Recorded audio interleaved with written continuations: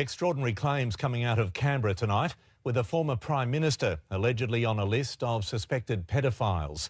Liberal Senator Bill Heffernan, who is pushing for the Child Abuse Royal Commission to include the legal profession, told an explosive Senate hearing he has a police list of 28 prominent suspects. There's a former Prime Minister on this list, and it is a police document. And now I'd like to introduce to you Fiona Barnett, that's B-A-R-N-E-T-T, who is one of the bravest people you will ever have the privilege to meet. Throughout my childhood, I was a victim of Australia's VIP child sex trafficking ring. For example, I was prostituted to pedophile parties at Parliament House, Canberra, and to an international leader at Fairbairn Military Airport.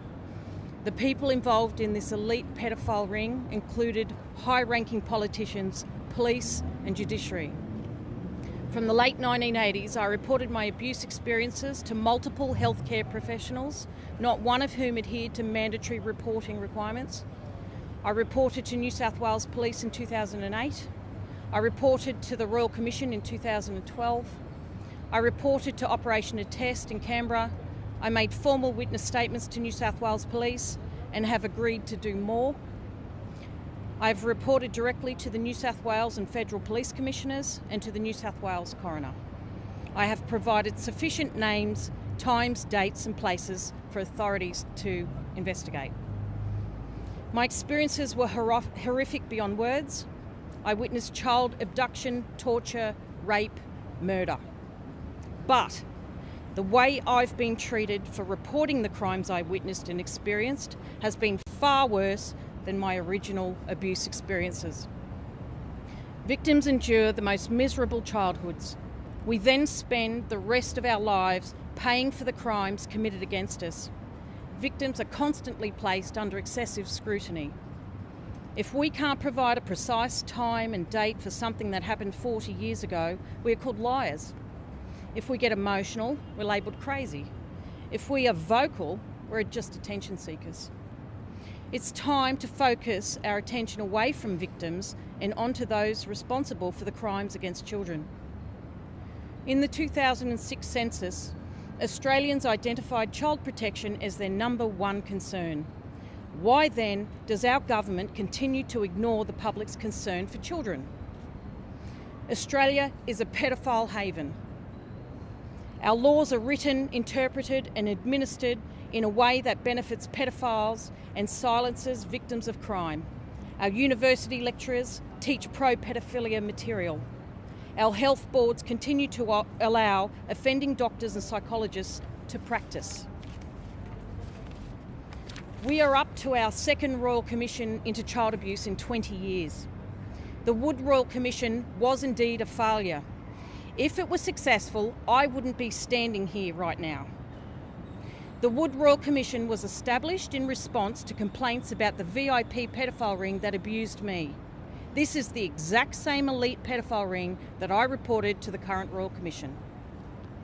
In 2013, I asked the Royal Commission, what are you going to do differently to the failed Wood Royal Commission? They had no answer for me. If the Royal Commission does not result in the investigation and prosecution of the VIP pedophiles that victims like me have named, then they are just information gathering. I know you want me to stand here and name names. Yet to concentrate on the names serves to shift the focus from the entire reason I'm standing here. I have provided the names to the authorities. It is their responsibility to combine my information with what other victims have presented and properly investigate. And now I will give you some VIP names. Michelle. Michelle was a friendly 12-year-old with long dark hair. I witnessed her abduction, rape and murder when I was 6 years old. Samantha. Samantha was 9 years old with wavy long brown hair and a warm smile. She had Down syndrome. Samantha was murdered when I was 12 years old. Chloe. Chloe was an attractive 4-year-old with brown straight cut hair into a bulb and sea green eyes. Chloe was murdered when I was 14 years old. Don't make this about me.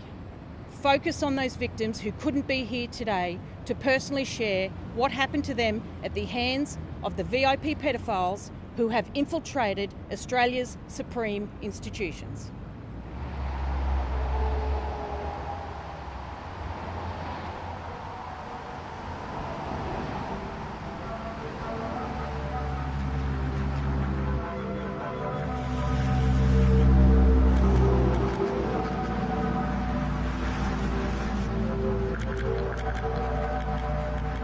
She always used to have beautiful gardens, flower gardens, full of flower gardens. Down there is Holsworthy Army Barracks. It's not very, it's just a 5-minute drive away or so on Heathcote Road. So everything's very, very close. We're very close to Waterfall. Waterfall's just 2 train stations away. It goes Engadine, Heathcote, Waterfall, and all that down there, those mountains out there, acres and acres and acres of bushland where they've committed multiple murders. I've seen people murdered in the bush. I've seen a guy tied to 4 different vehicles, and bikies were involved as well, and they all drove off in different directions and his body exploded. I was age 6 when I saw that. I've seen multiple human sacrifices of children, hobos, people they abducted, children bred in captivity. And this is where it all started. These are the people that handed me over. Helen was Lithuanian and Peter was Polish. Fiona had been staying with Helen and Peter, and she was 3 years of age, and must have picked her up on the Sunday night, and she came home and she went into her bedroom and that, and I could just see her standing at the door, and she said, right, she said, you're not allowed in my room anymore. She was fun. Fun. Yeah. She was rebellious.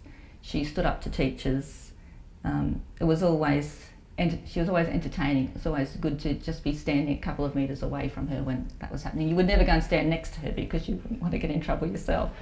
I was an unwilling member of a coven, which was part of a greater crime syndicate, which involved drugs, guns and sex trafficking, including child sex trafficking, human trafficking. So you were an unwitting part of that coven? Yes, absolutely. And I signed up from before my birth. Well, Absolutely. You didn't sign up if it was before. I did not sign up, so it was like being born into the mafia but never actually volunteering to be a member. But the same rules apply for leaving. You can check out any time you like, but you can never leave, like Hotel California song. So who signed you up? My grandparent, Helen Holovchik. Helena Miloweska or Helena Holozak, Holovchik, whatever you want to say. Yeah. So it was her initiation, do you think? Yes. And what about her partner, Peter? What was his My involvement? step-grandfather. He was involved heavily. He did the dirty work. What was his role in your life? He was to abuse me. For people involved in ritual abuse and mind control, you must also sexually abuse them, so that if they do remember anything, they'll remember the sexual abuse and the pedophilia, and they'll go, everyone will say, well, that's what was wrong. And they don't go any further, any deeper than that. Oh, so the pedophilia is almost a safe... It's a cover, it's a red herring. For the mind control? For the real bad stuff. Not just mind control, the ritual abuse, the Satanism, satanic ritual abuse. She had this white hair, not blonde, but white hair, standing there amongst all the other girls, and she stood out. I mean, all of the girls in the photo I think were quite attractive, but Fiona stood out because of this white hair, and she looked angelic, yeah, back in those days. Beautiful looking girl. This is a house of horrors. I was abused in this house from when I first stayed over here. I was left here alone with what I thought were my grandparents from the age of, almost 2, I think. I'm not sure when I found out, probably a decade ago, perhaps a bit longer. Yeah. Was that a surprise? No, not a surprise. Tell me why it wasn't a surprise. Because I have been around quite a few people who've had abuse in their past. It seemed to happen quite a lot. My biggest problem with Helen was when I was pregnant with Fiona, my first child. Helen determined that she was having the child and I was going back to work. And this was a foreign idea to me, you know, like I'd never heard of this. What does she mean have? If she was going to have, I could visit Fiona on weekends. To raise her? She was going to have her all week and I was allowed to see her weekends. Okay. Helen, I'm having this baby because I want to have this baby, you know. No way, you know. And she was determined that she wanted this baby. See, that's the original gate, security gate, and there used to be a dog out there all the time. That's where the dog named Satan lived. There used to be a sign at the front of the house with the name Lublin written on it. And that's named after the town in which the death camp was that Peter worked at. At times I'd go over, when Fiona was young, she stayed over there, I'd go to pick her up. He used to play the pillow like a guitar, you know, and get Fiona to dance. And he used to say repeatedly all the time, and now it would be something I'd respond to, but he would say, Fiona and Poppy have got a secret, hey, Fiona and Poppy have got secrets, you know, don't you tell anyone your secrets, you know. And he used to say that repeatedly. I remember being abused in that garage. I remember there was an old fridge in that garage. When I was 3, I was put in it with all bugs and roaches and everything, and he shut the door on me, Peter did. Freaked me out. And I remember the dog. I used to have to run and hide from the dog, and he used to set the dog onto me. It was the first flashback I ever had, and it was of me being tied on my knees in front of a big table, and Peter and the next door neighbour, who was a really tall, well-built guy with brown curly hair, they murdered a little blonde toddler. Not toddler, it was about 3. Peter had supposedly suicided. Fiona started having a lot of memories, a lot of flashbacks, a lot of memories coming up about what had happened. Oh, well, I've been around when she's had ab reactions outside of therapy. Right. So I've been around when she's been upset. Yep. So there'd be times when she'd have memories come back, something's happened that's upset her and she's not known why, and then later on get upset, or something else has happened that's triggered her to be upset or angry. And I've lived it, and you can't even possibly try to tell me that what I lived through was something from what it wasn't. You can't do that. You have no right to deny someone's personal testimony. So many atrocities occurred in this house. There's too many to name. Multiple crimes for all of my childhood. There's like a whole man. Doesn't matter. Yes. They're good. Okay, you had a sprout. Shane, that's your bit, mate. Oh, you got the special bit. Shane, that's yours. That's SpongeBob SquarePants. Testicles. Bad mother. Really bad mother. Happy birthday, sweetheart. Mm-hmm. I can still almost hear it. Is it here? It was a bit loud. She's a good person, and the good thing, that one of the things I really admire about Fiona is that she is growing, and she's growing all the time, and I find that amazing. I don't think I'd be her friend if she was just in the doldrums and didn't want to get out of it. She has had a lot on her plate in her past, and she's working towards bettering herself every day, which is fantastic. We all should be doing that.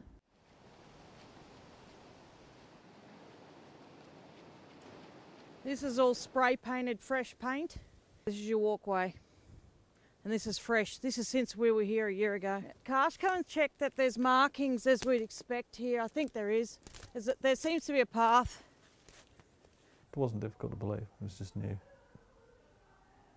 So you believe? Do you believe Fiona's descriptions of her past? Yeah. Lost the paint markings, haven't we? Oh, what do you reckon? Do we just follow the path? Yeah. This way?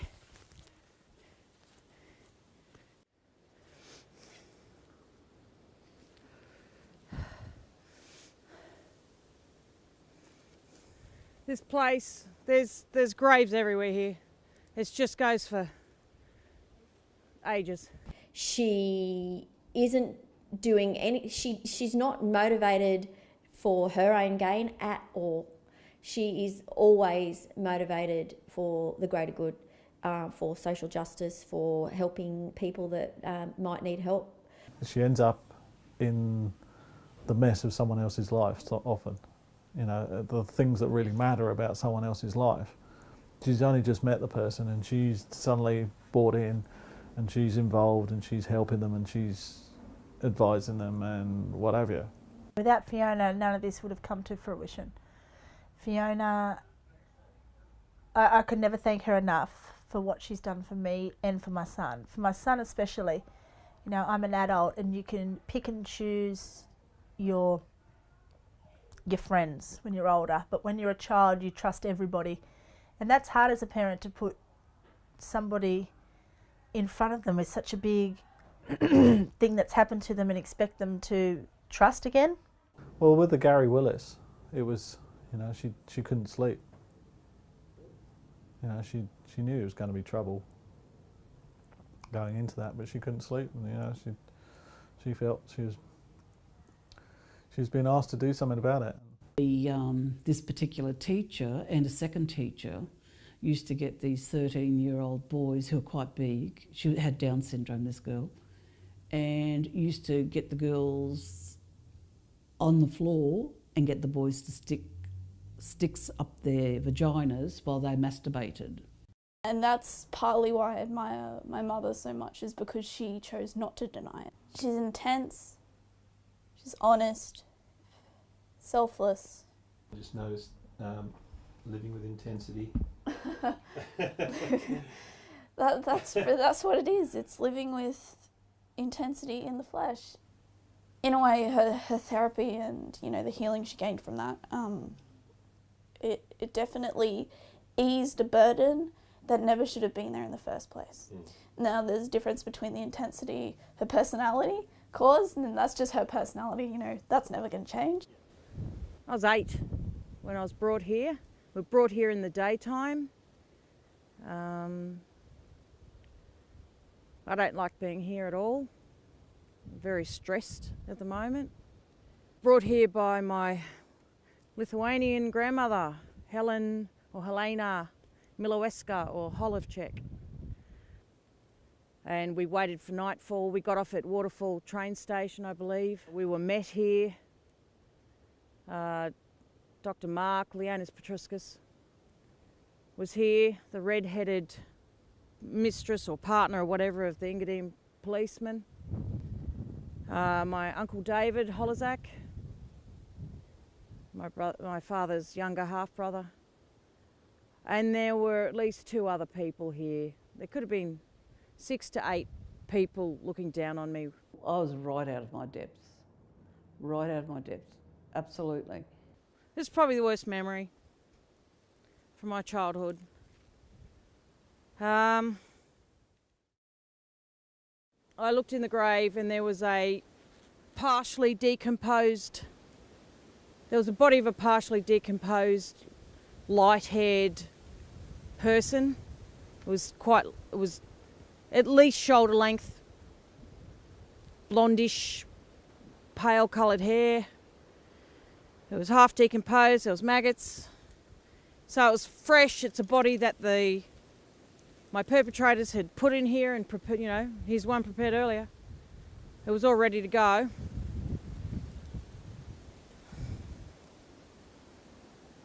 So like I said, there was at least 6 people. They had straps, picked my body up on the straps and lowered me down into a very deep hole. They laid me face up on top of the partially decomposed body. They were chanting. They were dressed in robes. I was naked. I have a very clear memory of being lowered down and them. It wasn't quite. I can see light, a silhouette, the silhouettes of them. So it must have been not too dark, or it's a full moon, something like that. And they're chanting to their pagan gods. And this is a rebirth ceremony. The thing, the decomposed body inside, is called a ghoul.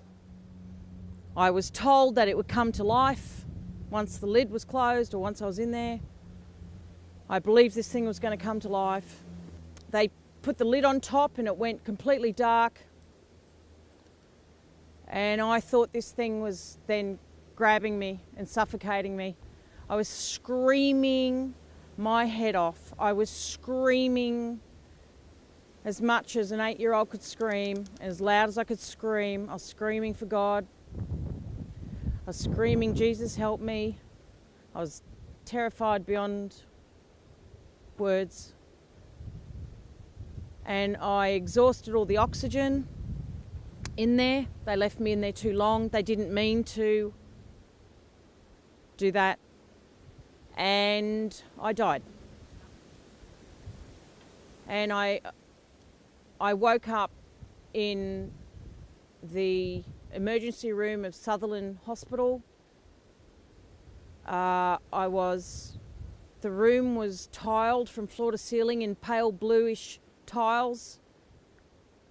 I was on a metal slab. There was an old oxygen tank, a big oxygen tank in the room. There was a big light shining in my eyes. There were nurses in shower caps.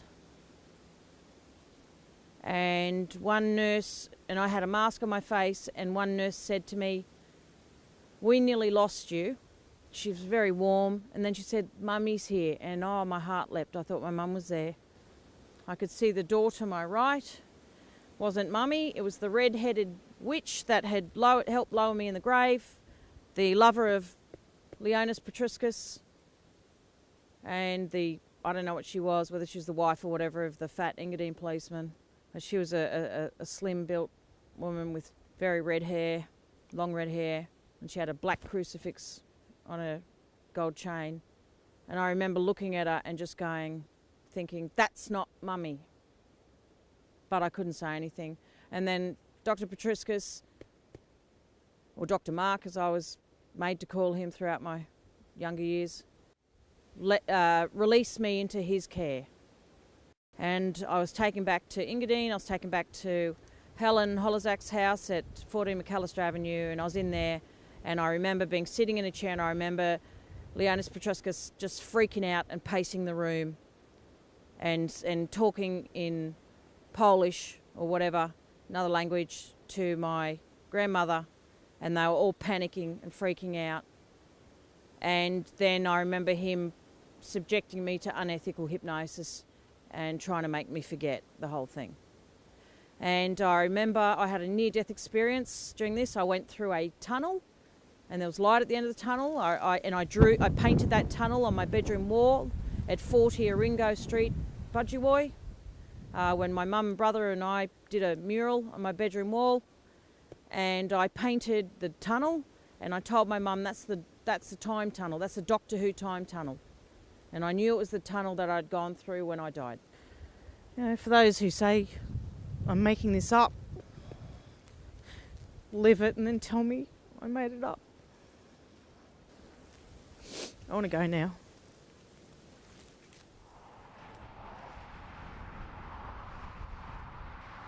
The ultimate thing was my children, nourishing them, helping them develop and all that.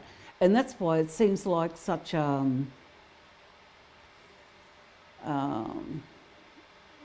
know, like a contradiction in that, you know, people, how did you let that happen?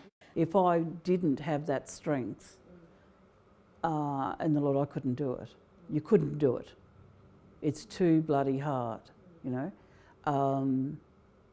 to get up and keep going. It's like Fiona's still going.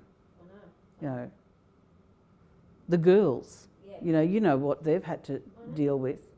And it's not finished yet, you know, but what they've had to deal with, you know, you've got to get up and keep going. You've got to get up and keep going, you know. How can a human being go through what I went through and survive it and get, you know, Steve kept saying, oh, I can't believe that you can do this. I can't believe you can do this. And I'm like, well, neither can I. I would walk on my, first when I was young, Peter would walk me, I'd walk on my own to, later on to Dr. Mark's house, but there was another house as well.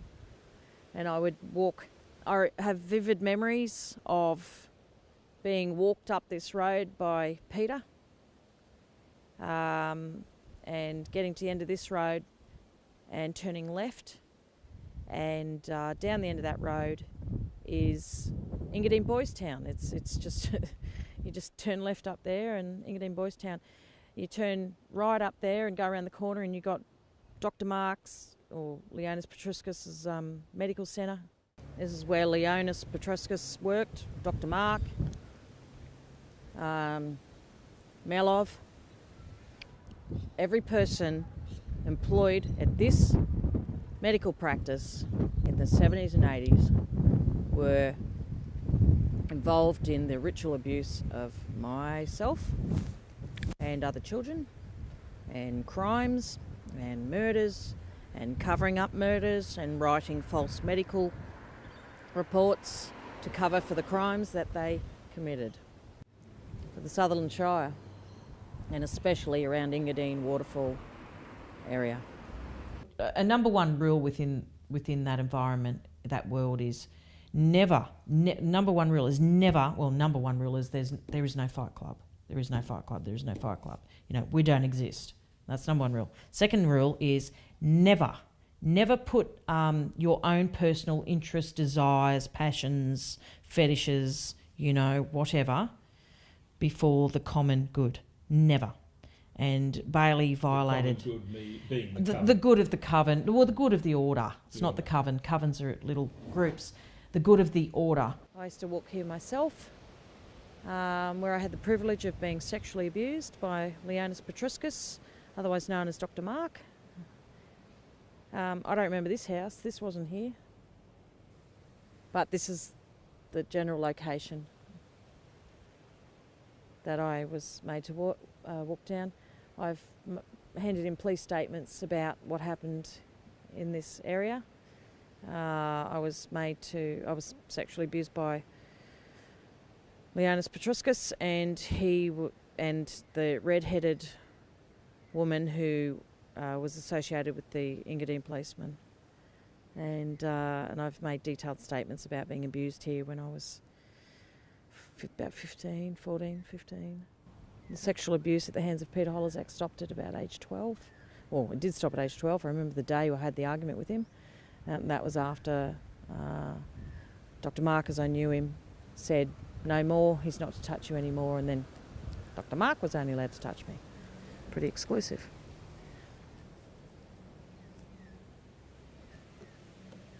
I thought he was so young. I thought he was about 32, 34. I can still remember, and he was a very slight man. And but what really stuck in my head was that she called him Dr. Mark, because in those years you didn't ever speak to a doctor by their Christian name. Not only as her friend do I believe her, but and I am a person that needs strong evidence for things, but there's a lot of circumstantial evidence. Yeah, there's a lot of and it needs to be looked at. And people don't realise that these things happen. And since this, I have grown immensely as a person because I was so naive. I didn't think that there were people like this. I didn't think people did this kind of stuff. I didn't know that that people hurt children just because they think it's fun. I really, honestly, I was so naive. I didn't think there were people like this in the world until this happened. So I'd usually be walked to this church where they perform satanic rituals. I saw multiple sacrifices committed here. This is a stone altar. Very easy to clean. Chloe, who was 4, she was murdered here. Little 4-year-old girl, beautiful with those green come-to-bed eyes and very dark classic bob haircut. She was the daughter of the red-headed woman who was at Garrawara Cemetery. She was the partner of the fat Engadine policeman. I remember him sitting in here and everything. He used to walk. He was really overweight and he used to walk like that with his hands turned to the back. So I saw Chloe killed right here, and then after her death, her mother, the red-headed mother, went insane and she was bumped off as well because she became a liability. Father Evans, he was convicted for pedophilia and he was connected to this place. So it was nothing for me to walk, to Engadine Boys Town, Australia's first boys' town. The original Engadine Boys Town. My father was abused here. A reject from the coven. Was he really? No, Frank wasn't like that at all. No, he wanted that stable family situation because he'd never had it.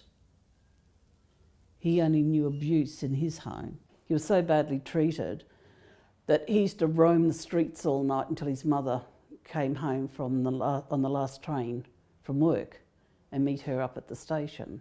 So he had no home life to speak of. He was quite normal until I think he started working with acid and cleaning houses with acid, and I think that has a toll on your liver. And then he started drinking, and that has a toll on your liver, and he just became violent. And he hung around the Malat family, as we said, which I didn't know about till my mother's interview. She said that wasn't Dad, that was, what'd you say, the devil inside, yeah. And that's what it was like. It was like something had taken him over.